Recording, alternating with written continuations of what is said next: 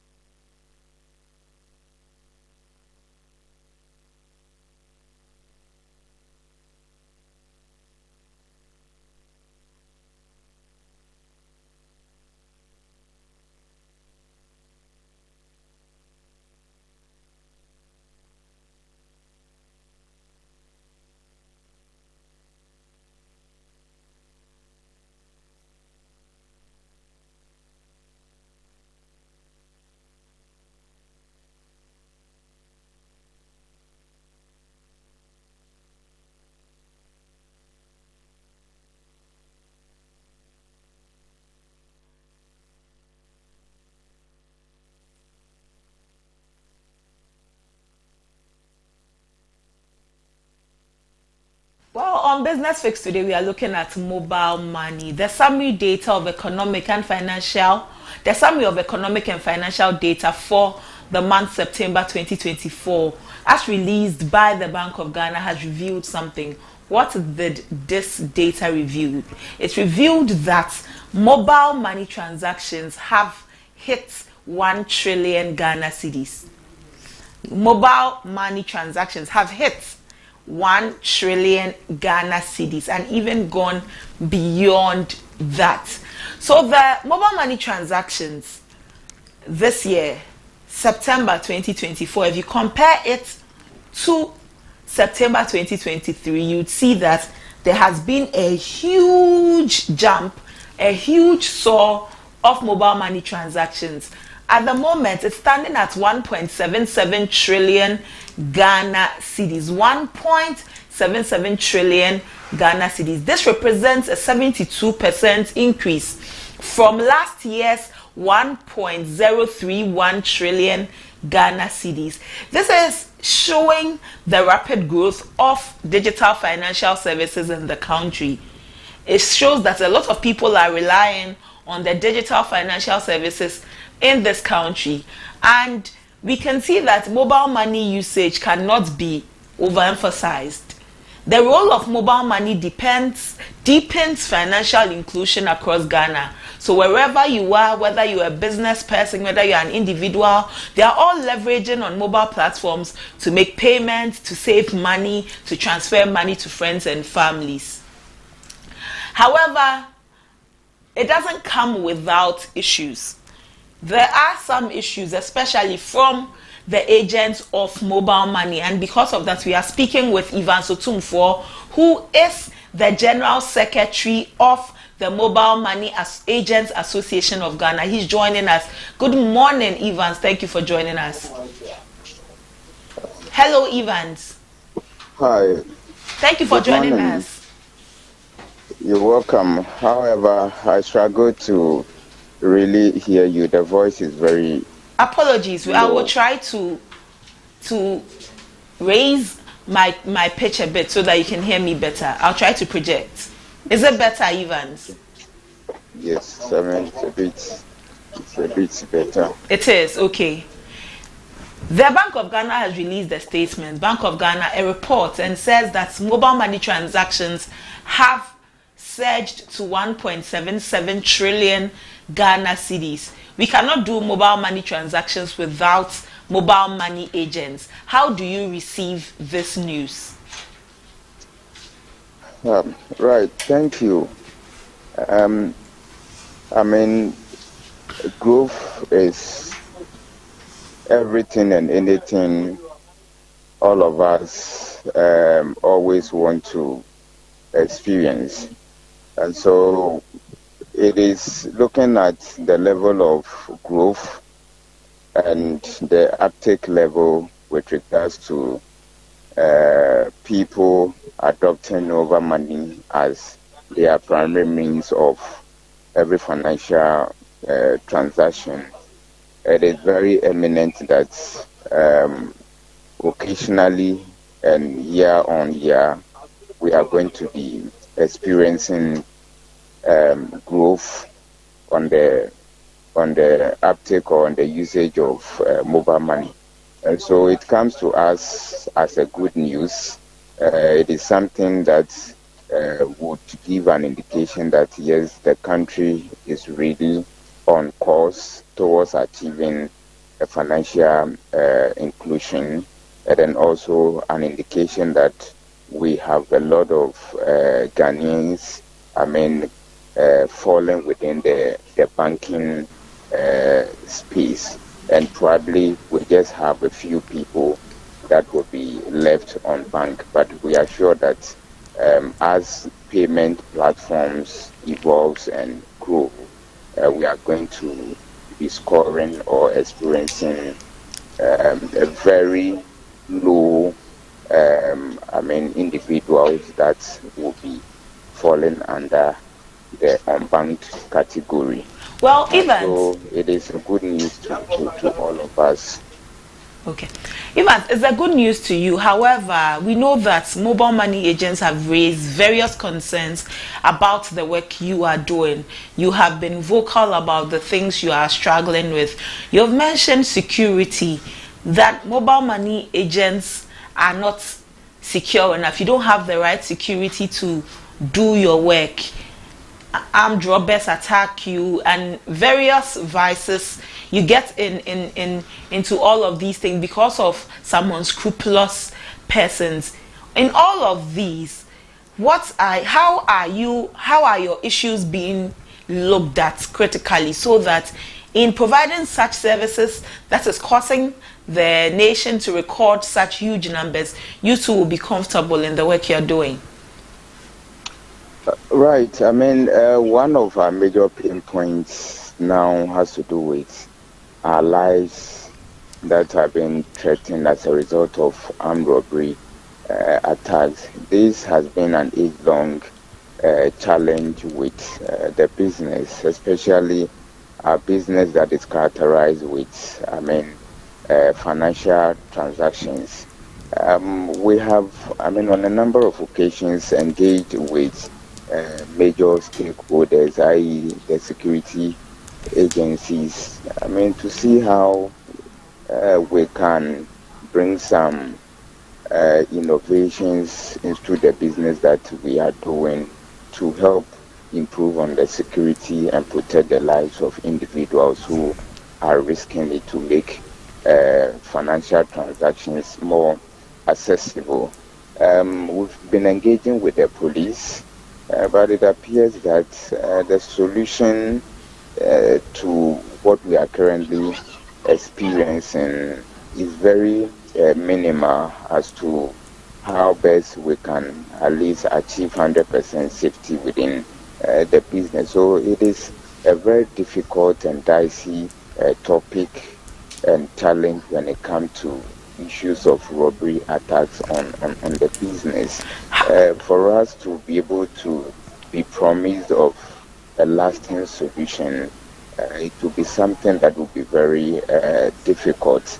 But the first spot of responsibility always lies with the individual mobile money agents, even before the security officers will come in. And that is you taking your own safety into your own hands, engaging in practices and being extra cautious and careful with how you transact your business, how you carry yourself. And this could also mean that your lifestyle, getting some logistics like security cameras installed in and around your vicinity, making sure that you close on time, also avoiding handling huge sums of money to transact the business.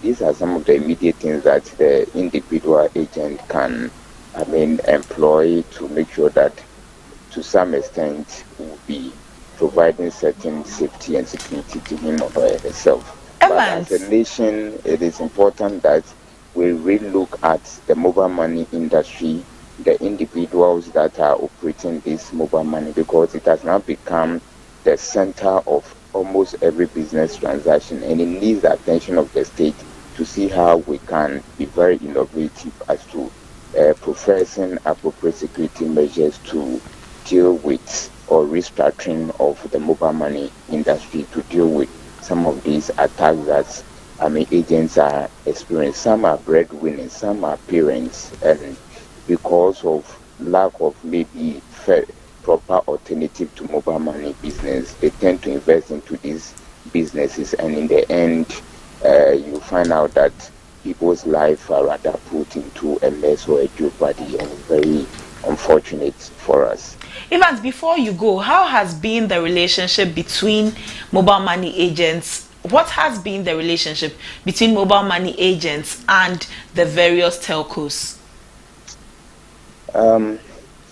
It has been good. Not to say we don't have challenges.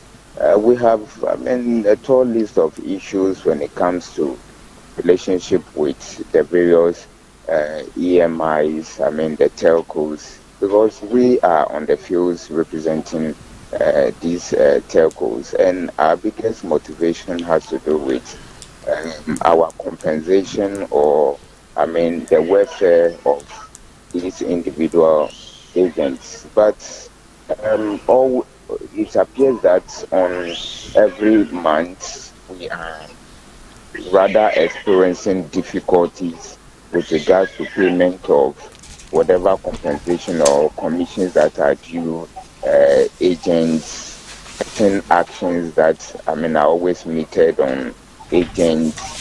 The business, how it's been structured, it rather puts the agent always at the losing end. The lack of transparency that we are experiencing in the business, agents really don't have insight or visibility as to how X and Y commissions or compensations are paid to the agent at the end of the month. You really don't have it. Others don't also receive it at all, and there's no opportunity, and even if there is opportunity to find out reasons why some of them may not be receiving their compensations, in the end it tends to be very fruitless exercise or a very frustrating effort to embark on. So Evans, you say that the somehow, but it is not the best for us, and we believe that this is not what we deserve, and something really needs to be done. So Evans, you will say that the monies that we have seen, this 1.77 trillion Ghana cedis that we have made out of mobile money, the transactions that have reached 1.77 trillion Ghana cedi is not reflective in your work as mobile money agents? Not at all, not at all. Even though, it is out of our activities that we are experiencing almost 2 trillion of Momo transactions just within 8 months of, 2024. You could imagine what will happen in the next, few months that will be ending the year 2024. It is possible that we may be hitting almost 2 trillion. But if you look at all these values that we are producing, it's very significant, which we expected that it must have a direct bearing on the revenues or the compensations that agents do get at the end of the month. But that is not what is happening on the ground, and government is very quick and happy to announce the figures, but as to the very instruments that are being used to achieve some of these heights or growth, the various stakeholders are not really paying attention. They are only interested in the fact that the infrastructure and the mobile money payment platform and the volumes and the values are rather increasing. But these individuals, their lives doesn't matter. The compensation, their welfare, nothing really matters. Even though our business is more or less like a private setup, looking at the magnitude of work that we are doing, it is about time that we are giving the necessary attention and support that we deserve. It's about time you are given the necessary attention and support you deserve. Thank you for joining us, Evans. Welcome, and thanks for having me. Evans Otumfuo is the General Secretary for the Mobile Money Agents Association of Ghana. Mobile money transactions have soared, have hit 1.77 trillion Ghana cedis as at September 2024. This is all for Business Fix. We are coming with our main discussion for today. Stay with us.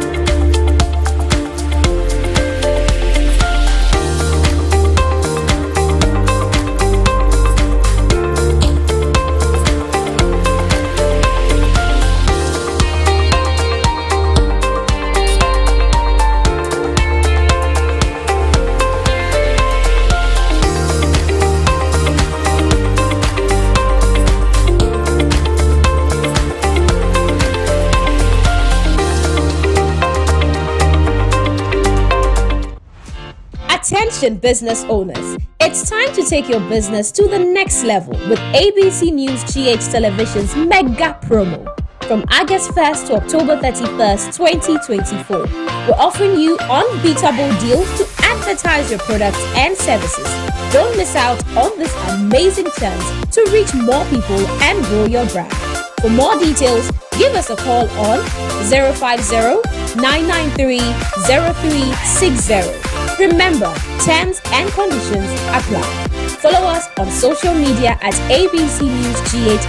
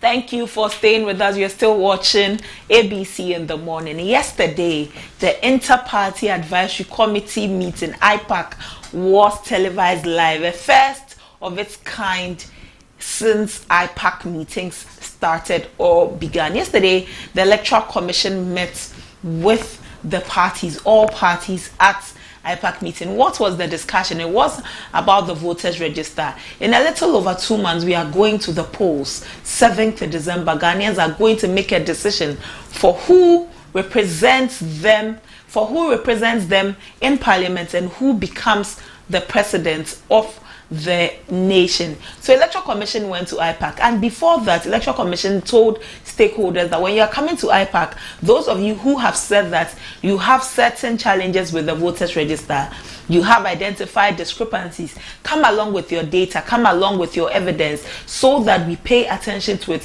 Collaboratively, we will solve the issues with it. So they went to IPAC yesterday, and the conversation was a long conversation.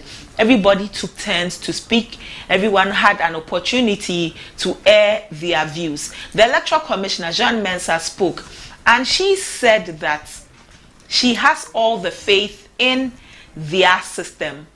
She does not encourage, or she is not in favor of an independent forensic audit into the voters register, because her outfit is fully credible to do everything that the register requires. And she has supervised an election in Ghana, one election already, 2020 elections, going into another election, she doesn't see how her outfit is unable to conduct another election in 2024.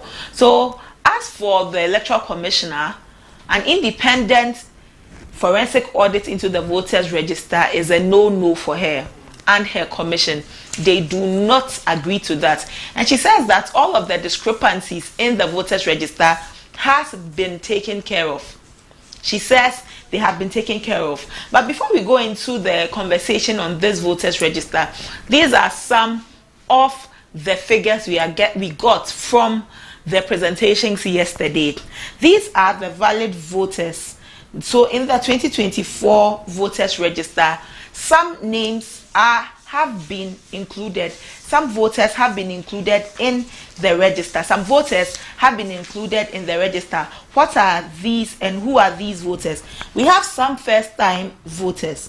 First-time voters are 708,288. First-time voters of 708,288. Total valid voters are 18,772,795. 18,772,795. These are the males. These are the males in the total valid voters. 9,690,173. 9,690,173 males. These are the number of females as captured in the total valid voters. 9,082,622. 9,082,692. Special voters are 131,475. Special voters make up 131,475. We will be talking about the number of people captured in the voters register, but let's have a conversation. The people who are making waves with this request for or demands for an audit into the voters register are the NDC, the National Democratic Congress, and we have joining us Dr. Rashid Tanko Computer, who is the Deputy Director of Elections and IT for the NDC. He joins us on Zoom. Good morning, sir. Thank you for joining us like always. Good morning. Yeah, let me say good morning to your cherished viewers. Thank you, sir. Thank you. Good morning. Yesterday you were at IPAC, a long meeting. Now you are not just calling for an audit into the voters register, you are even calling for an audit into the IT systems of the Electoral Commission.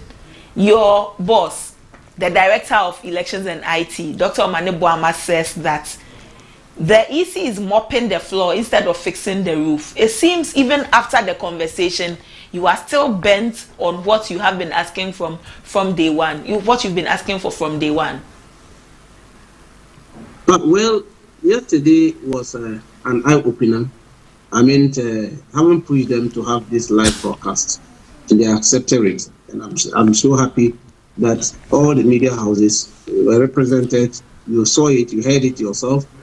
I mean, after that, after the IPAC discussion, we went for our own FEC meeting, Functional Executive Committee of the party, to take a decision after the IPAC. So we took a far-reaching decisions, and then we came out with a statement. I'm sure you have seen the statement from the NDC. Right, sir, please go on, sir. Have you seen the statement?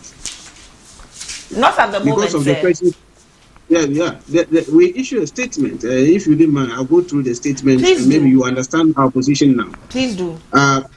Following the special Inter-Party Advisory Committee meeting, that is the IPAC meeting held today, Tuesday, 1st October 2024, to deliberate on the 2024 Provisional Voter Register, the Functional Executive Committee, that is FEC, of the National Democratic Congress, deems it fit to restate the following significant admissions by the Electoral Commission. In fact, we are restating the admissions at the IPAC meeting. 1, illegal transfer of voters due to the lack of liveliness test technology as occurred in Pusiga and other consequences. It was through our ingenuity that brought out this. It wasn't the Electoral Commission. And they admitted to it, yes, that there was an illegal transfer. And it wasn't only even Pusiga. Other constituencies suffered the same thing. And they agreed that because they didn't have the liveliness check technology, that led to people using others' credentials to do this kind of transfer. They admitted to that. Erroneous addition of previous transfers to the current 2024 transfer list. Of course, you remember they talked about them adding a 2023 transfers to the current register. That has bloated it to about almost 500 and something thousand transfer batch. They agreed that they've now taken out that 243,000. And now we now have a proper batch of about 366,000 of transfers for this year. That is good. That's a good admission from the Electoral Commission. Presence of corrupted files in the 2024 Provisional Voters Register, which the Commission claims have been rectified and restored. Yes. They also agreed to the fact that when we said there were corrupted files, which we could not access, they could not access the data of the people in those files. The EC yesterday, the IT consultant agreed to that and said yes, it was due to their technical faults and challenges they had with network that gave them out into this problem, and that they have restored that one too. Then the last one was a vulnerable EC IT system that is susceptible to data manipulation and infiltration from officials and non-officials in the Electoral Commission who have access to login credentials. That was a quite revealing one too, because we put them, and they agreed that yes, their IT system is not robust, it's vulnerable, because anybody who has the login credentials of any of the officers can get into the system and start manipulating the data. That was a serious one, and they agreed. Even it's just like, and we know in the IT world, when you are given a password, it means you can change the password. They make it as in the sense that you can change it at any point in time. It's just like your Momo pin that they give you. When you start, they give you a login Momo pin. Then you can change it to your own Momo pin. Dr. Tanko, the EC said that their logins are authenticated to the point that anybody who enters their system, they can track. They know when somebody has entered into the system and what the person has done at any point in time. So it's not like after they have given logins to their agents, they are blind. They do not know what happens again. They are blinded by everything that happens, Dr. Tanko. Well, that is why we are saying that it's like you are living in a room that has no windows, it has no doors. Anybody can enter and walk out. That is the kind of system they are running. Because when he said that the login credentials, when it falls into anybody's hand, the person can misbehave with it. That is too telling, in the sense that login credentials, when you give me a login credentials, it means I can even change the password to my own, so that you, the person who created it for me, cannot have access to my new password now. So that I'll be held responsible for whatever I use the password for. But that is not what they are having now in their IT system. That is not what they have. What they have is that as soon as I'm given a login credential, that is it. I cannot change it. I can't do anything. But don't forget, somebody created it.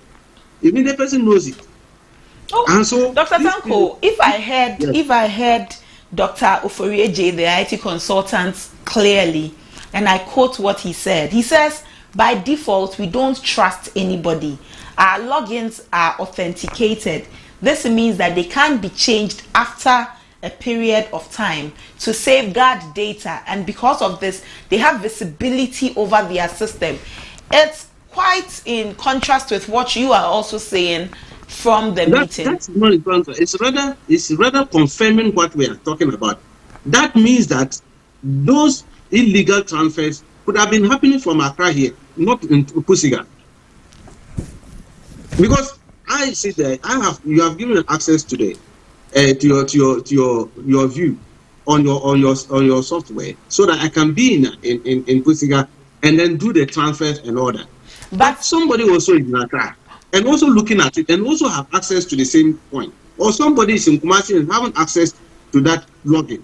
and can Dr. Tanko, why aren't you looking at it from the angle that if somebody is in Pusiga and is conducting any untoward thing on the register, the person in Accra who has oversight responsibility on the register can tell who is doing what and immediately resolve it? How about that angle too? Well, that is what they couldn't do, and we had to identify it for them. Because we identified these illegal transfers in Pusiga and in Tamale South, Sanergu to Pusiga. And the same thing also happened in Tolong. It happened in German North. It happened in Snappo State. So it couldn't have been even one place. Well, Dr. Tanko, it was widespread. These are some of the things that happened before coming to IPAC. Yesterday you came to IPAC and the same EC is telling you that after you raise some of these concerns, they have gone through their system and they have eradicated the system of some of these issues or discrepancies to the point that now they who own the system are telling you that the system is good. It's for us. We have looked through it. After you raised your concerns, we have taken our time to thoroughly look at the system and we have rid it of all of the excesses. So they are telling you that it's fine, but somebody would also say that you keep referring to issues of the yesterday when today the issues have been taken care of. Dear Dr. Tanko, you will trust the electoral commission with their words. If you look at our statement, listen to it. We said, with this background, the Functional Executive Committee of the NDC has deliberated and decided to accept, to accept the EC's promise to release to political parties the corrected, updated version of the 2024 Provisional Register for scrutiny within 1 week. We agree. They said they have corrected it, all right? Yes. They corrected all these things we have raised, and now they are coming now with a new Provisional Voter Register. We agree. Fair enough. This is their ways. So give it to us. They said within a week they will give us. When they give us, we will take time and study it again. We will take time and study it, and they agree. That's why they use the word Provisional Voters Register. And so that when there are even further issues, we will now raise it back to them again. That is good enough, and we take them. And we also say that FEDA welcomes the decision by the Electoral Commission to re-exhibit the updated Provisional Voters Register. We, however, recommend that the re-exhibition exercise should be conducted online and offline at the exhibition center. In fact, yesterday they said they want to do it offline, they said online. But we are of the view that majority of our voters in Ghana are illiterate, and they stay in the rural areas.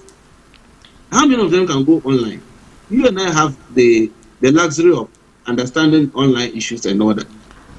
We can sit in our room and check our data and all that. But my mothers, grandmothers, and my aunties in the village there, they don't even understand anything about online or online. How many of them can check it? So that is why we are calling them, that we are recommending that they should add the offline mode of checking people's name into it. Okay? And so, not that we are being rigid in our request for cleaner register. We are malleable to some of the things, and that is why we said we have accepted this. We have agreed to the Electoral Commission that, look, we will go with you on that path. Now that you are bringing a fresh provisional register, a corrected one, we will take it on board, we will study it, and then we'll go along with your online exhibition, but we are recommending that add offline too. Now, what we did is that, additionally, the NDC demands a multi-stakeholder and inter-party examination of the IT system of the Electoral Commission with the aim of addressing the vulnerability that the EC itself has admitted to, which vulnerability led to several of the anomalies we have raised. You see, when they accepted these things, that yes, their system is vulnerable, that led to all these major of the anomalies. We are demanding that, why can't we have a multi-stakeholder and inter-party body that can examine the IT system with the Electoral Commission, so that we can all have heads up and see how best this loophole, how we can and make sure that there is no more leakage, instead of them doing the mopping, everyday mopping, while it's still leaking, so that we can close the leakage, and so that we don't have any leakage again. Well, Dr. Tanko, yesterday at the IPAC meeting, Kofi Akpaloo said that your call for the audit is a waste of time, that you are wasting the time of the EC and Ghanaians by calling for this audit. Do you agree with him? Do you want me to glorify him? He himself didn't even understand what he was doing there. All the discussion going on, he was just a passenger sitting there. He didn't even understand what was going on. They choreographed them to come as if they were coming to do voting, to talk who talks better, who shout and talk plenty, and then they will count the number of people who will cite them. And then they'll say, okay, we are agree, we are not going to do these things, we are accepting the register. It was a choreographed party. We had the intelligence even before entering there. And we were not surprised that concert thing was played out there. I'm not going to glorify such a thing. Just ignore him. Dr. Tanko, if you say that it is choreographed and then you will not glorify his response, this is a candidate who is also going into the elections as your opponent. He's also looked through the voters register. He's also abreast with what is happening. And if he, by looking at it, believes that what you are calling for is a waste of time, if you say that it is choreographed, you make it look or seem he does not know what he's talking about. The Electoral Commission that they were praising admitted to all these discrepancies. You come to praise somebody and the person is admitting to his own guilt. You are rather praising him. Are you not a choreographed person? You are praising someone and talking to that person and say clapping hand for the person. Meanwhile, the person is also saying that I have problems, I have issues with my register. I'm correcting it. These are the issues I've identified. The people have identified and I'm correcting them. And because of that, the first exhibition I did, I've abandoned it. I'm going for another exhibition. The first PVR I used, I'm abandoning that provisional register. I'm coming in with a corrected one now for people to look at it again.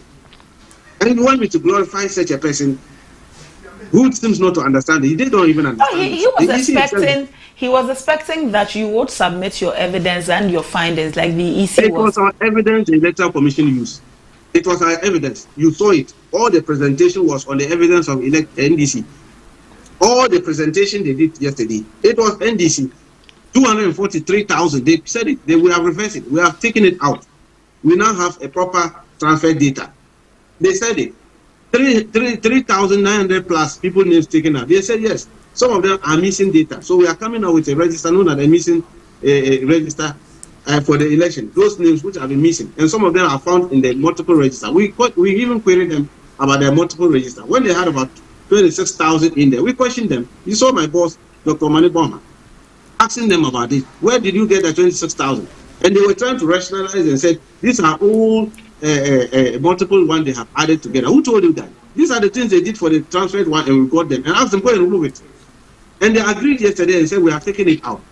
Yesterday, they were creating another problem for themselves. They didn't even know that. I sat through their adjudication committee of Electoral Commission.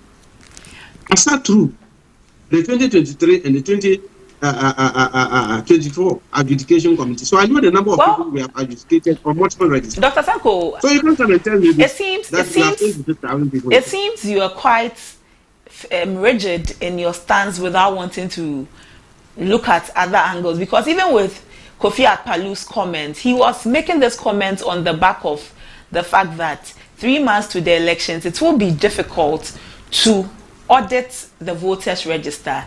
And I believe you were there, so you heard that. And I believe it is a fair comment to give that we have a very limited time entering the elections. So when someone sits and then looks at it, he does not think that we can't be able to exhaust all of that avenue that you want. And because of that, says that it is a waste of time. So if you rubbish it, so to speak, it looks like you do not want to listen to another opinion from your opponent. Well, I'm saying that even the Electoral Commission themselves rejected his call. The Electoral Commission didn't even listen to him. If they had listened to him, they won't ask us, we are giving you another provisional register to go and check again. And the whole country should go and check their names on it. That was a tacit dismissal of what they were talking. That's why I say it was choreographed. They were listening to serious minds yesterday, not that kind of choreographed thing they were doing over there. All that you have put out there, did the Electoral Commission admit any of them? They rejected him.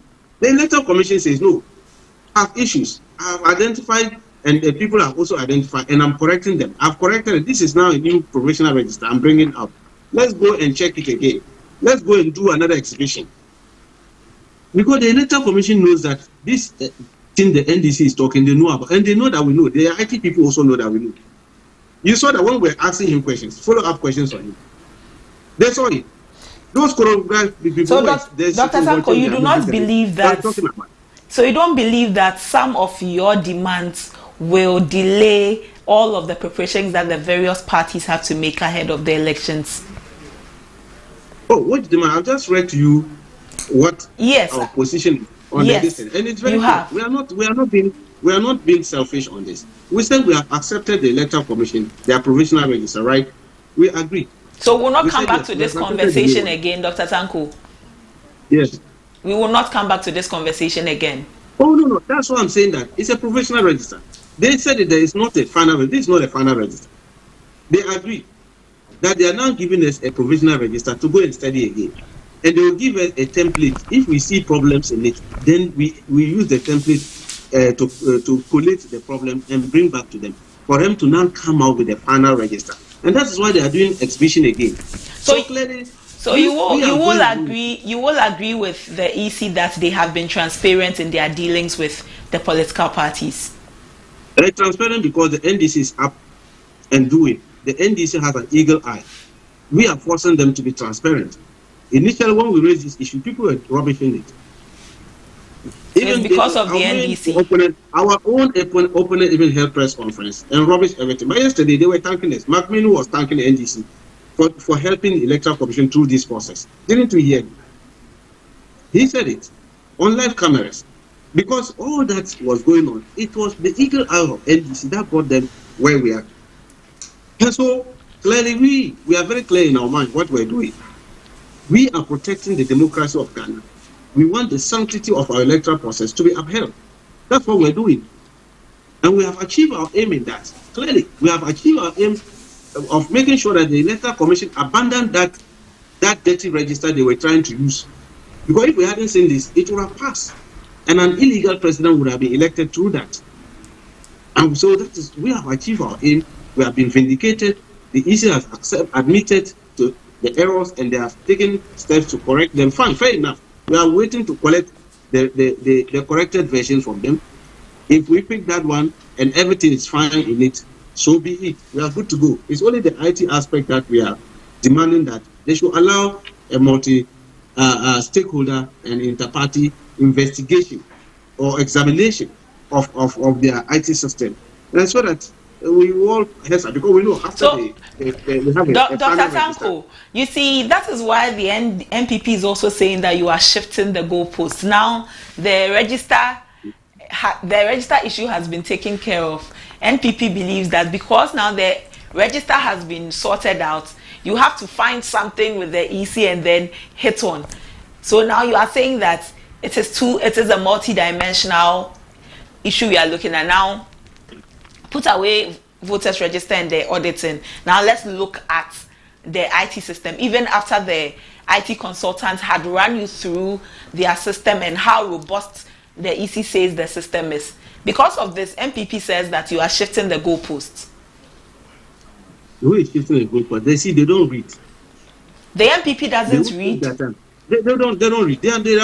I would describe it as not seriously. Listen, when we did our demonstration, okay, we sent a petition. I'm sure you have a copy of the petition. Go and read in the petition and see whether there was not a demand for an audit of the IT system of the Electoral Commission. They should go and read that one.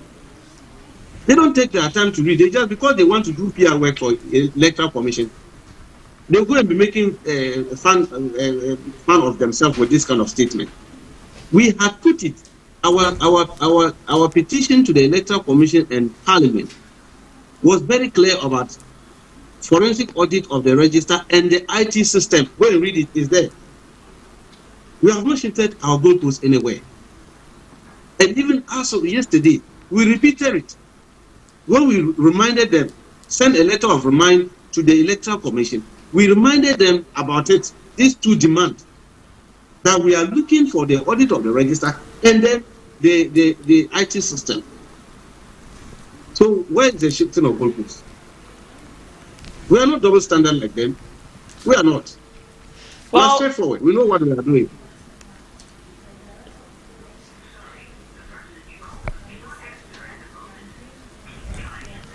Well, Dr. Tanko, are you still there? I have to catch up a meeting, so I have to run out from a meeting to do this interview. So I beg you, can we close up? Okay, Dr. Tanko, we'll do all to come back to you again for more conversations on this. As we are moving on, we know that the Electoral Commission will be giving you the voters register so that you can also go through. So we'll definitely come back to you, sir. Very well, I'm grateful. Thank you. Dr. Rashid Tanko Computer is the Deputy Director of Elections and IT for the NDC. We've been trying to establish contact with the Director of Elections and Research for the NPP, Evans Nimako. Unfortunately, we haven't been able to at the moment. When we do, we'll definitely be speaking with him about the NPP stance on everything that happened yesterday at the IPAC meeting. But you know what has happened yesterday. The IPAC meeting was televised live for everybody to join. ABC News streamed it live, and so much has come out of it. The EC maintains that their system is robust. Let's have more conversations on the Electoral Commission, the voters register, their IT system getting into the elections. Solomon Owusu is with the Movement for Change, and he joins us. Good morning, sir. Good morning.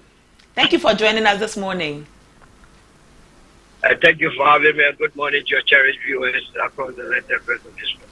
Yesterday at IPAC, the EC has outlined what they believe their system is about. They say their system is robust, their system is credible, the voters register is credible, and they are fit to run the elections. They don't need any third party interference in their system as the Electoral Commission. Before that, Movement for Change was calling for an audit of the forensic audit of the voters register. After IPAC, are you okay now? Are you confident in the voters register?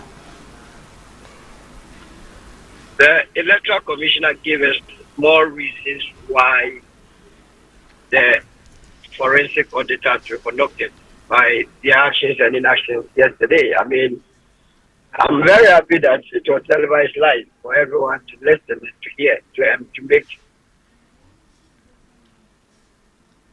deductive conclusions. I mean, can you hear me? We can hear you, sir. Yeah, so the IT officer of the Electoral Commission was clear in his mind that there are vulnerabilities with the IT system.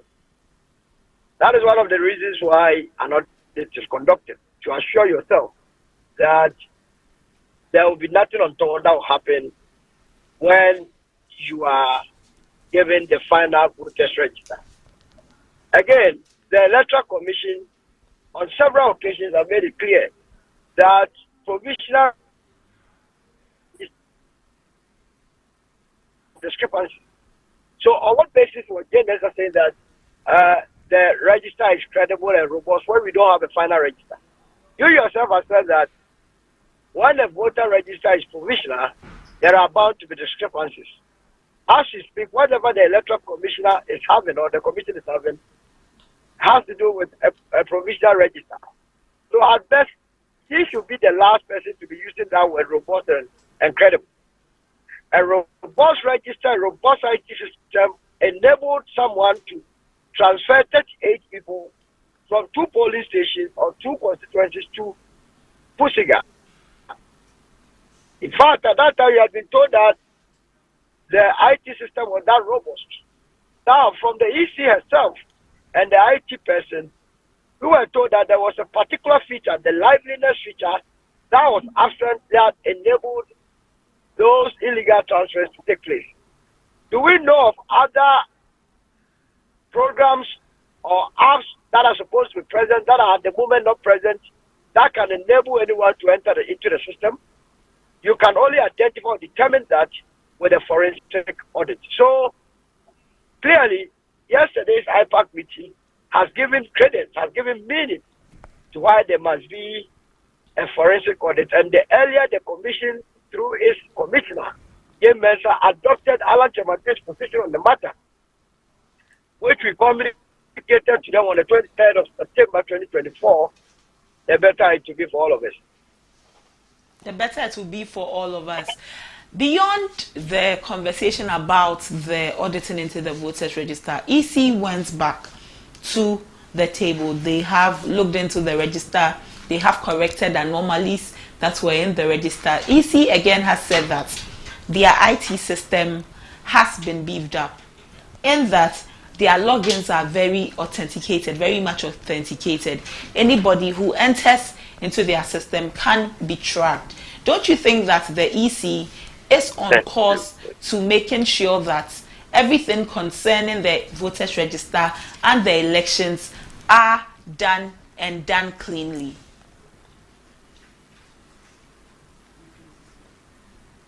Hello, sir. Hello, sir. Can you hear us? Okay. Solomon Owusu is with the Movement for Change. He says that yesterday's IPAC meeting has given, the EC has given them more reason for the need of an independent audit into the voters register. For the people with the Movement of Change, they believe that the independent audit must happen. The independent audit on the voters register must happen. But let's take a look at the number of voters captured in the voters register. The number of voters captured in the voters register as we go into the elections.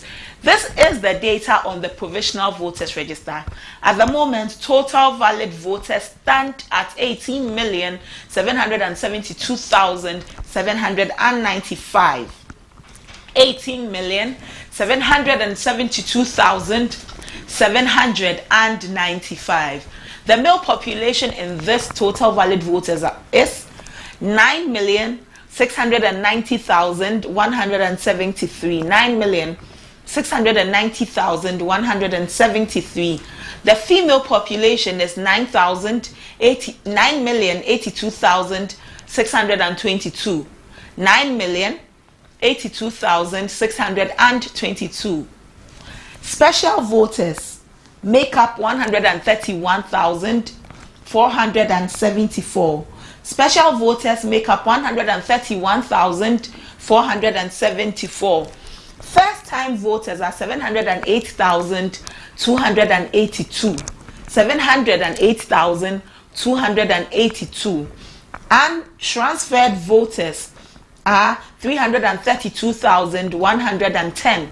332,110. Proxy voters are 2,165. Proxy voters make up 2,165. So this is the data on the provisional voters register. At the moment, these are the number of people captured in the voters register, the provisional voters register. A total of 18,772,795 valid voters. A total of 18,772,795 valid voters. This is the data from the Electoral Commission as we get into the December 7 elections. This is an election that we are going to make a decision to determine who represents our various constituencies in Parliament, and also who becomes the President of the Republic of Ghana. 13 candidates all vying for one position, the position of President of the Republic of Ghana. For this reason, yesterday, an inter-party advisory committee meeting, IPAC meeting, happened with the EC. The EC met all of the parties as IPAC, and they discussed all of the issues about the voters register especially. EC says that in the next 2 weeks, they will be making available the revised provisional register. EC will be making available the revised provisional register. Solomon Owusu is with the Movement of Change. Before we lost him, Solomon said that the EC's presentation yesterday makes a case for the people in the Movement of Change that indeed we need an independent forensic audit into the voters register. Solomon, you're welcome back. Yeah. Before we lost you, you were talking about your stance on the forensic audit into the register. You are saying that even after yesterday's long conversation, you still maintain that an independent forensic audit be made into the register. Yeah, so the EC, mind you, it was not the EC that detected the anomalies that we are talking about. The anomalies that were detected was through the instrumentality of the National Democratic Congress. Movement for Change probably would have identified more errors with the register had we been given our register. But we have enough competent software to be able to scoop out any diabolics in the register. So our brothers and sisters with the National Democratic Congress identified issues to the register, made it known, the EC accepted it. NPP, interestingly, also identified issues as they claim and made it known to the EC yesterday that in the Mansha South, they identified some transfers to that constituency, which they went to court to have it reversed. In fact, having said that, I was expecting the NPP to join all other forces to call the EC for us to all go into the register and then rid it of any discrepancy, so that at the end of the day, the outcome of the elections will be acceptable to all. You don't sit in your somewhere and tell us that, oh, you have done the correction when you have not met as a group, for us to go through with you to see how you did it and how you intend to prevent future occurrence. And that is not how you behave as a body that is supposed to be credible and independent. Listen, the IT officers' admonition that their IT system is vulnerable must be a source of worry, must be a source of concern. Beyond that admission, sir, yesterday, the same IT consultant said that their IT system, their EC, works on a no trust basis of the IT system. They don't trust anybody. They've said that they have their system has been overhauled to the point that their logins are authenticated and the logins that are changed from time to time, so that anybody who enters into the system can be tracked. They know who enters to do what and what at any point in time. So won't you say that we should move away from the first conversation to yesterday's conversation, as yesterday is the newest update on the whole issue? Yesterday, they only confirmed what we already know. They didn't bring anything new on board. In fact, before it was detected that illegal transfer had taken place, these were their always chorus, the everyday chorus of the Electoral Commission. Everything is robust, credible, till they were told. And back with evidence that, look, your system is not that robust. He that promised that the system was robust and we found out that it was not robust. How can the same person come and tell you orally that, oh, we have done all the necessary? Hello, sir. Hello. Okay, we have lost Solomon, but he has made us aware of what the Movement of Change is saying. Movement of Change says they are still demanding an independent forensic audit into the voters register, an independent forensic audit into the voters register. They don't trust the provisional voters register as it is at the moment, and require that an independent forensic audit be made into the register so that it will be credible. He's saying that the EC has been throwing words around. The credible, the robust, credible and robust are words that the EC uses every time. But contrary to that, the voters register by the same Electoral Commission is not credible. So they require that an independent forensic audit be made into the register. This is from the Movement of Change. Our discussion has been about yesterday's Inter-Party Advisory Committee meeting, IPAC meeting, where all of the parties met with the Electoral Commission to deliberate on issues about the voters register ahead of the elections come December 7, 2024. Barely 2 months away, Ghana will be going to the polls to elect leaders, the MPs who will represent the various constituencies, and the one person who will become the president of the Republic of Ghana. Coming in is a news from CAF for football lovers, all of us who love football. The Confederation of African Football, CAF, has approved the Accra Sports Stadium for Ghana's game against Sudan. They have approved the Accra Sports Stadium for Ghana's game against Sudan. CAF has endorsed this, and they have made a communication to say that we can use the Accra Sports Stadium. Remember Ghana's last game at the Baba Yara Sports Stadium. The pitch was in a deplorable state. Ghanaians were very disappointed with the state of our stadiums, of our stadia. Unfortunately, it looks like we're having issues with how we are handling our stadium. Every stadium, wherever, is terrible, and so we had to look at maybe going to our neighbors to go and play our match, which is very demoralizing for any country to do that. So the Sports Authority, the Ministry of Youth and Sports through the Sports Authority, started to look into stadiums that could be used for our game. And after all of this, CAF has approved that the Accra Sports Stadium be used. The decision follows a thorough review of independent inspection reports on the Cape Coast Stadium and the Accra Sports Stadium. CAF has endorsed it. And this is the statement from CAF. Following a comprehensive review of the reports of the CAF independent inspection regarding the Cape Coast and Accra Sports Stadium, we are pleased to inform you that Accra Sports Stadium has been approved to host the qualifiers for Morocco 2025. So that is what we have for you on football. Let's get into the organized labor.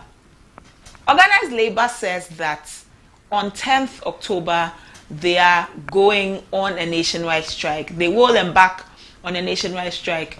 You would recall that organized labor gave government up until 30th September to make a decision on illegal mining, galamsey, happening in Ghana. They had a meeting earlier following the 30th September conversation. The 30th September mark that they had given government. Yesterday they had a meeting, and following the meeting, organized labor says that they will be embarking on a nationwide strike from the 10th of October because government has failed to meet its ultimatum to halt all forms of mining in forest reserves across the country. We have joining us Engineer Ken Ashigbe. He is with the Media Coalition Against Illegal Mining. Engineer Ken Ashigbe, Media Coalition Against Illegal Mining, joining us. Thank you for joining us, sir. Good morning. Good morning. You gave government an ultimatum. 30th September, government was supposed to impose a ban on all forms of mining in the forest reserves. 30th September came and went. Nothing happened. Yesterday, you went into a meeting, and out of the meeting, you say that 10th October strike. Don't you think that you should give government some more time and that they will make a decision? No, so the point that has to be made is that the Ghana Coalition Against Hello, sir. Could you please speak out a bit? Can you hear me? We can hear you now, sir. So the Ghana Coalition Against Galamsey is made up of 10 different blocks. Yes. And in that block is the media and then also Labour. So the coalition supported Labour's deadline of the end of September. And so yesterday it was the organized Labour that had a meeting. And out of organized Labour's meeting, they then declared a strike that will take place on the 1st of October. So to your question about whether it gives government the time, the thing about it is that, you know, the way organized Labour works, the decision has been taken, but they have to engage all their internal structures. So the 10th of October is to enable them to be able to give their internal structures the opportunity to be able to do what they have to do. But for you, the media as well, there was an emergency general meeting that was held on Friday, and the media had also taken a decision and then empowered the National Council to push that forward. So I'm sure in the coming days you would hear what the media would do, because the media will definitely have to support and provide oxygen and then mobilize the entire Ghanaians to support organized labor strike on the 10th of December. And so, you know, the labor would not completely shut off, but then there will be some actions that the media would also take to support this particular action. In this strike that will happen or on 10th of October, if government hasn't spoken again by that time, what will be some of the things we should be looking out for in the strike? It is a strike. It's a strike which means that labor will lay down its tools. It will not go to work. It will shut down the country. And all of that is not something that we all want to do. All of that is to just get government to do the needful and save us as desperate people who are being poisoned, whose water bodies, you know, are completely being destroyed. And so all government has to do is to declare the state of emergency on the water bodies, and then on the buffers of the water bodies and in the forest reserves. And then also repeal LI 2462 that allows the president to give people opportunity to go into the forest reserves to go and mine. And then also organized labor has also asked that a specialized court be set up. Then once the president start acting, we also are asking the two major political parties, the NDC and NPP, to sign on to support these activities, actions that we've asked government to do. And also to be able to assure all of us as Ghanaians that anybody who will win the next elections, when they come on the 7th of January, they would also continue the same action that has been started by His Excellency, the President. Well, sir, people believe, and many believe, that you have been very magnanimous with government and given them such a long time. And even when government had not responded by 30th September, they were expecting that by 1st you should have gone on strike. Why are you being magnanimous with government by giving them another extra 10 days to take a decision? Well, I just mentioned to you the fact that labor, the way labor works, labor would have to engage the various, because the decision was taken by the umbrella body of all the three umbrella bodies of all the labor, the Forum, the Ghana Federation of Labor, and then the TUC. And so what they needed to do was also to engage their structures, on the ground, to be able to ensure and that this strike is done and done effectively. So it has nothing to do with being magnanimous. It's also all has to do with also being legal. So labor, there are some requirements, legal requirements for calling a strike. And so it was important that that is also done. You did not want the situation where you would use an illegality to combat an illegality. And so we pray that by the 10th, if government is also minded to save us from the poisoning that is happening, to save us from the deaths that are happening in the pits, to save us from our water bodies that are being completely destroyed in our forests. Well, then it could avert something. But it's important to know that as we speak, we are, pushing on to make sure that we save this country from the near collapse that is staring us in the face. Well, so he said that you can't use an illegality to combat another illegality. Labour Commission has said that it is not right that you would use labor, which is so much important in this country, as a bargaining chip against the government, to say that we are going to put down. Who in the Labour Commission is saying this? The executive director of the Labour Commission, sir. And he thinks that when workers are dying in the pit, when the children of workers are also dying in the pit, when people are being poisoned, the number of workers that are also suffering these renal diseases, when our water bodies, as we speak, what do you call it? The Secheheman Water Works, a stability of 14,000 NTUs. Has he read the Constitution? He should go and look at Article 31 in the Constitution.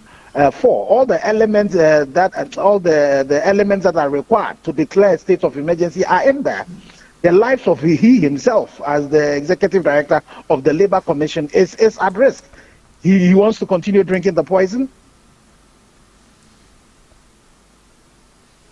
Hello, sir. Yes. Well, in that period, it will not take a short period for the water to come back to its natural state. It won't take the period of your strike. Or are you saying that you... Whose strike is it? Are you not also media? Are you not part of the media? Are you not part of media? Yes, you know, this fight we are fighting, it is about our very existence as Ghanaians. So media is not supposed to take the situations where we take the devil's, we play the devil's advocate. It's gone. In this particular one, it's about saving our own lives. Yeah, as we speak, yesterday there are two bodies. One of them in Komfo-Anokye, one of them in the BBNE morgue. And you know, these people have died, and the work that has been done, the level of heavy metals that are in there, the children that are being born very deformed, those who are dying stillbirth, the spontaneous abortions that are happening, you know, the fact that currently the water you are drinking, Ghana water, you are even paying an extra 1% for Ghana water to be able to clean the water. And even that, they are not able to take the heavy metals out of that. This is an existential threat. This is about our very lives. So please, nobody should tell anybody who is being poisoned that when criminality, mining on the water bodies, mining on the side of the water bodies are criminal.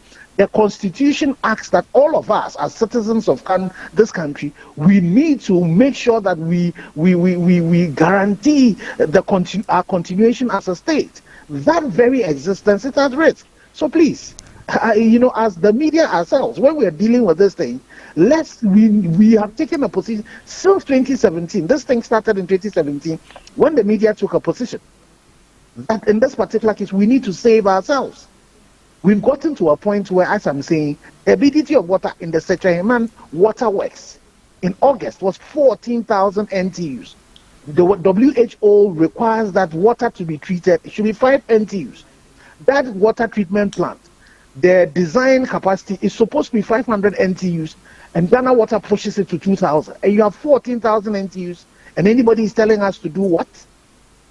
Well, because the National Labour Commission again has said that they believe this call for strike seems to be bordering on political lines. How can anybody in the National Labour Commission, well, I've not heard them, but how can anybody, they should go back and see when we started fighting this thing in 2017. Is all the media political? Is the Catholic Bishops Conference political? Is the how do you call it? Is the 50? In this case, he is addressing the organized labor. He is addressing organized labor. No, but you see, he cannot be addressing only organized labor. This conversation started not from even organized labor. Organized labor had jumped into support because of the fact that all of us, our lives are at risk. And so, if you know the executive secretary of the National Labour Commission wants us to continue drinking the poisoned water, if his child had died in the gentleman who at KNUST fell in the pit and died, you know, the woman whose only crime it was to go for nature's call in Konongo and died. If those were his children, would that be his sponsor? That what? But you see, if labor can just because of their pension, would say that they are embarking on a strike because of the SSNIT issues.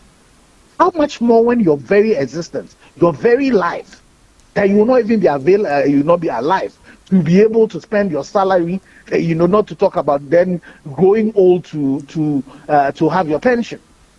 So the Labour Commission Executive Secretary, if he does not realize what it is that is happening, then maybe he should look at the number of people. Why, I think when the Bishops' Conference, the Chief Imam, the Catholic, how do you call it, the Christian Council, the people who go to those churches, and then the mosque, they don't work.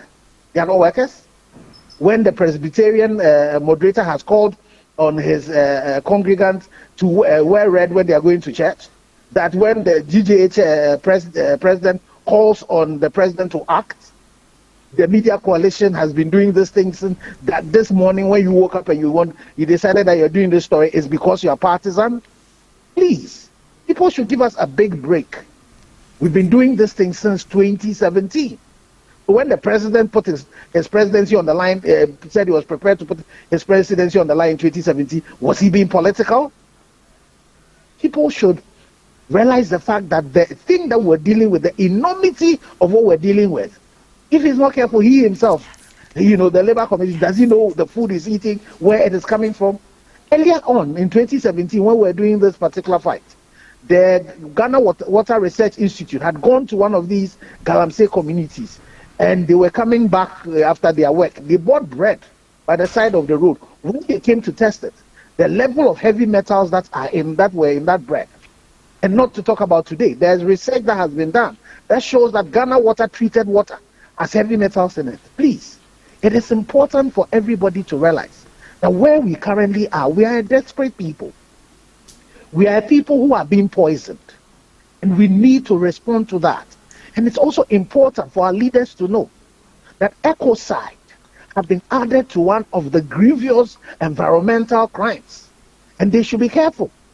The time is coming, if the international courts decide that these are cases that can be brought before it, they might be on pension, they might have left, but they could be hauled. Just as we have people who took part in the Nazi thing that are taken to the Nuremberg for trial. People should realize that when you are systematically poisoning people, it almost borders on genocide, and it is worse when we are doing it to ourselves as citizens of the same country. Engineer Ashigbe, in 2017, like you said, the president, he said that he was going to put his presidency on the line. Because of that, when we entered into the elections, the president, his party lost a lot of votes in many of the places where Galamsey happens. Even then, it looks like the fight we have been overwhelmed by the menace. The menace is winning over the fight against Galamsey. Years after, when now the menace has expanded beyond the scope that it was when the president said he was going to put his presidency on the line, do you think that we really have the political will, one, and we have the manpower, and we have the will of the people, again, as three, to be able to win the fight against this war? Are you saying that as a country we are a failed state and that we cannot defend ourselves? No, I do not say we are a failed state. But that's what you are suggesting. That, because if you have the Minerals and Mining Act, which is a law that has been passed, that says people should not mine on water bodies and in the buffers, are you saying that the president, as the commander-in-chief of the army, is not able to deal with that? The president has the capacity to be able to deal with it. But you made an important point. In 2016, the president, then, as an opposition member, was in Obuasi, denying the fact that when he came into office, he was going to fight the scourge. In 2020, the NDC, Kweku Boahen, deputy communication executive of the party, was in the theater of a crime where people were engaged in the illegal mining and were promising them that come 2021, after 7th January, they can come back into their pit and do their illegality.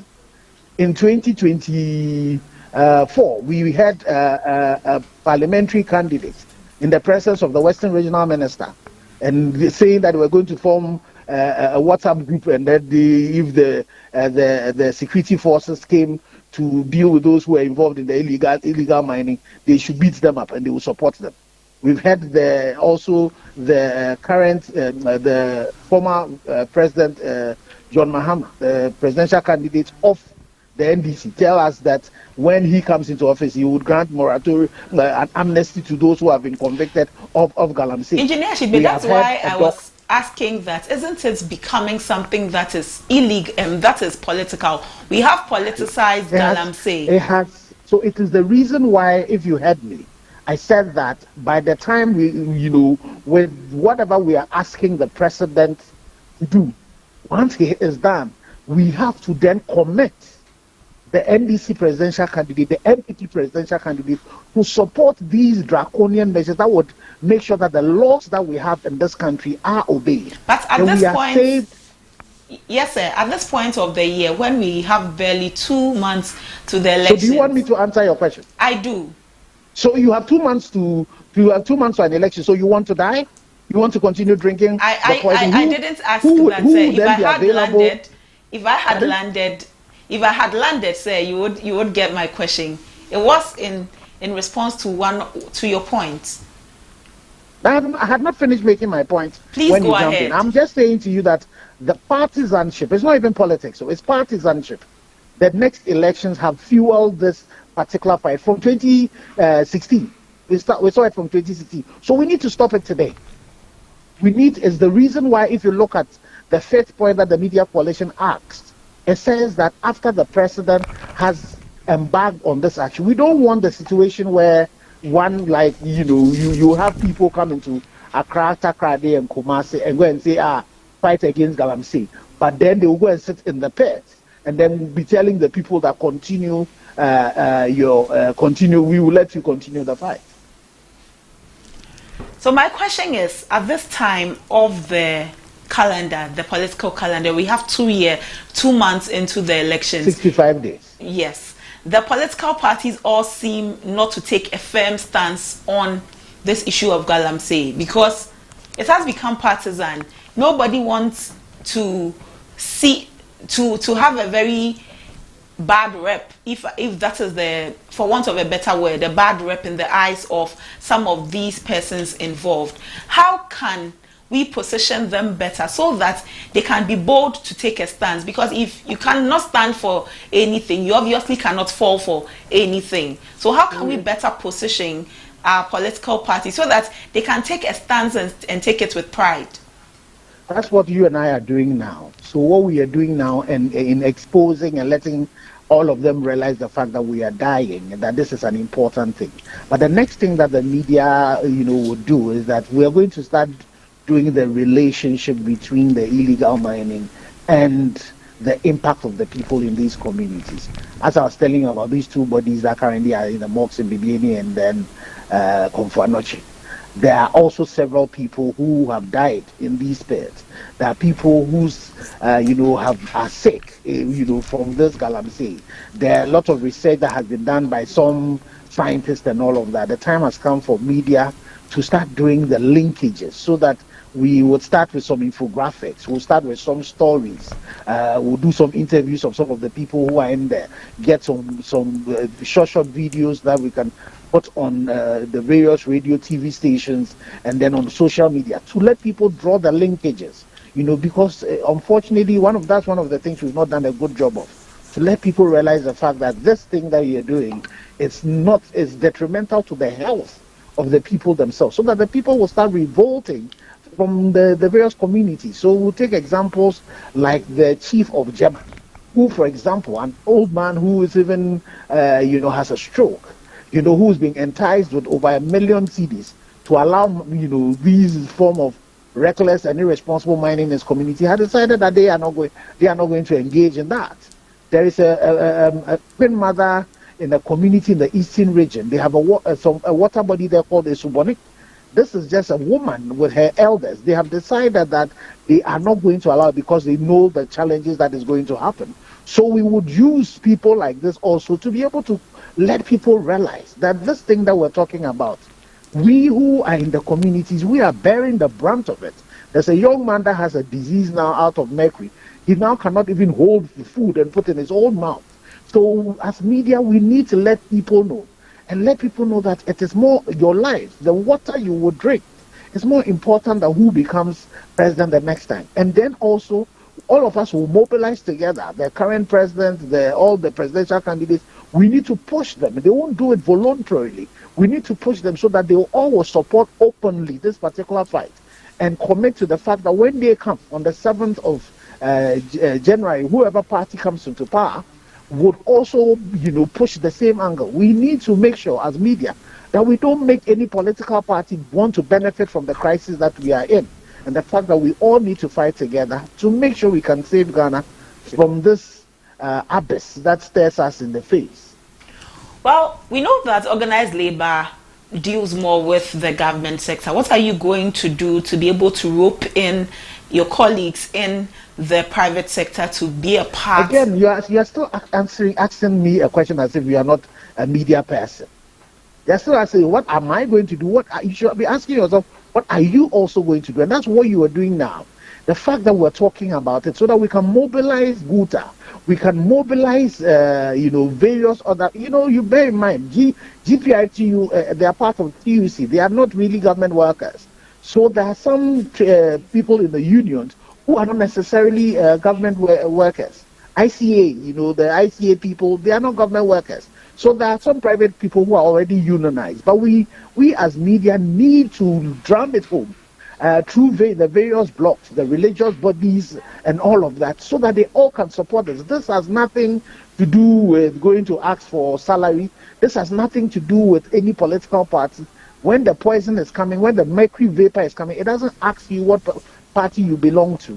And so we all need to mobilize. The interesting thing is that you heard the Speaker of Parliament mentioned in Parliament that some of the parliamentarians are involved in it. There are, from both sides, there are people who are involved in this illegality.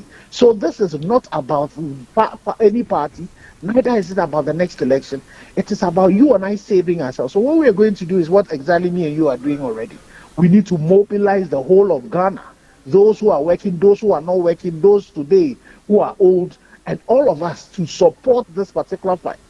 We need the intention of this particular action is to get government to take action. If government took action, declared a state of emergency, took all the people out of it, why would we continue doing this? And if all the citizens realize that once the president has done it, His Excellency John Mahama is supporting it, His Excellency John Bawumia he's also supporting it and saying that when I come, if I should win the election on 7th, we are going to continue the same thing and then doing other things to move us to responsible mining. Then these criminal minds who are in the communities cannot then take advantage of it and say, who are they going to vote for? If all parties are aligned to the fight that we are going to fight, then they can decide that they won't vote, but then nobody will benefit from it. Maybe by that time they'll even be in jail themselves.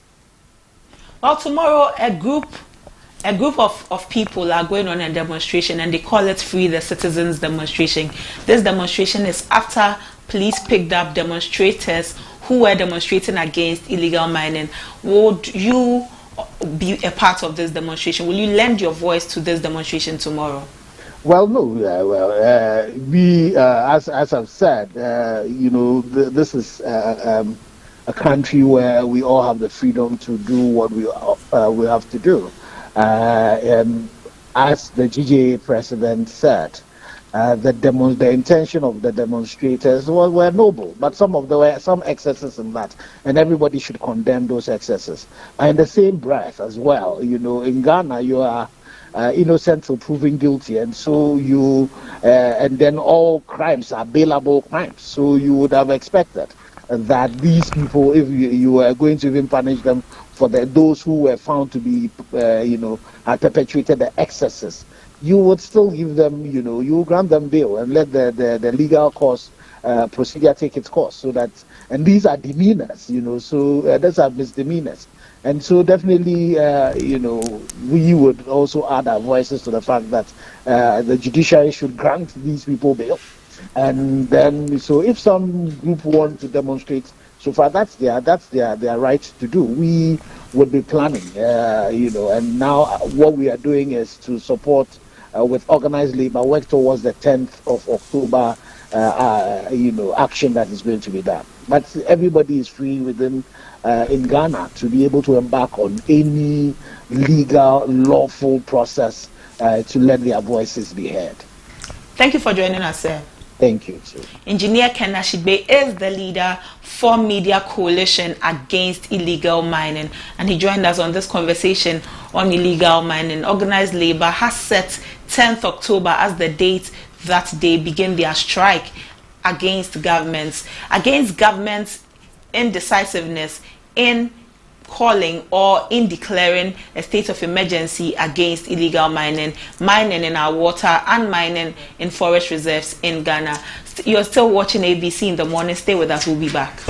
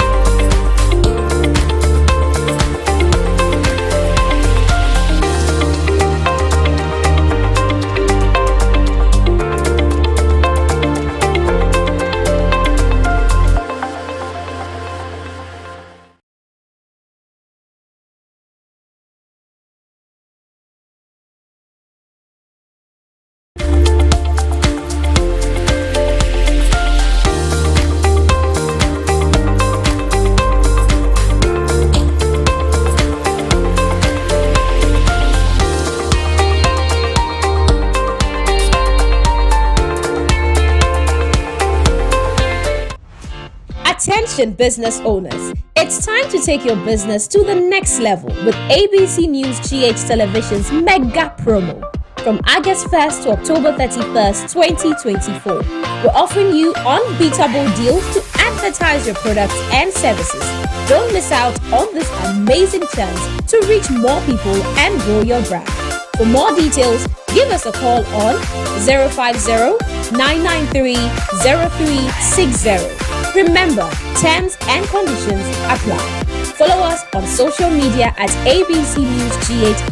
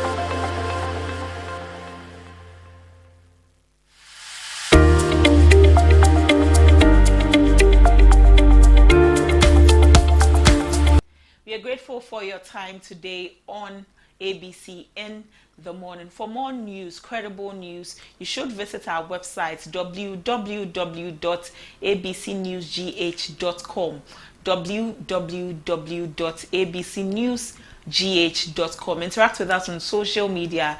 Our handle all over social media is at abcnewsgh.com, at abcnewsgh.com, and we're always glad to hear from you, to interact with you. Before we go, a reminder of what I told you when we started. If you are neutral in situations of injustice, you have chosen the side of the oppressor. Desmond Tutu, a human rights activist, said that if you are neutral in situations of injustice, you have chosen the side of the oppressor. Today, if you meet any situation that perpetuates injustice, I entreat you, I call on you not to be neutral in that situation. Rather stand up and speak out for the oppressed, and it will make us a better people. It is a great day. We are hoping that you have a wonderful one wherever you are. Thank you for joining us on ABC in the morning. We look forward to coming to you same time tomorrow. I am Abna Manti. Enjoy the rest of the day.